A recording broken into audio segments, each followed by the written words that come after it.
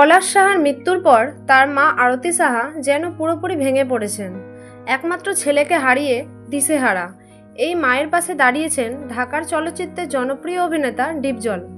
সম্প্রতি তিনি সরাসরি এই শোকাহত মায়ের হাতে তুলে দিয়েছেন 20 লাখ টাকা। ঘটনাটি জানাজানি হওয়ার পর থেকে শুরু হয়েছে নানান আলোচনা। ডিপজল বলেছেন, একজন মা চোখের পানি ফেলছে, সেটা দেখে আমি বসে থাকতে পারি না। আমি আমার অবস্থান থেকে যা পারি তা করেছি।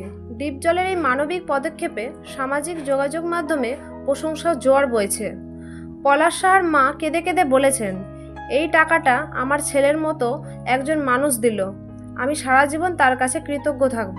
এই ঘটনা জানার পর অনেকেই প্রশ্ন তুলেছেন, এটা কি শুধুই সহানুভূতি নাকি কোনো প্রচারণার অংশ? কারণ এই মুহূর্তে যেভাবে ঘটনাগুলো একের পর এক সামনে আসছে তাতে অনেকেই ধোঁয়াশায় রয়েছেন। আপনাদের কি মনে হয়? কমেন্টে জানাতে ভুলবেন না।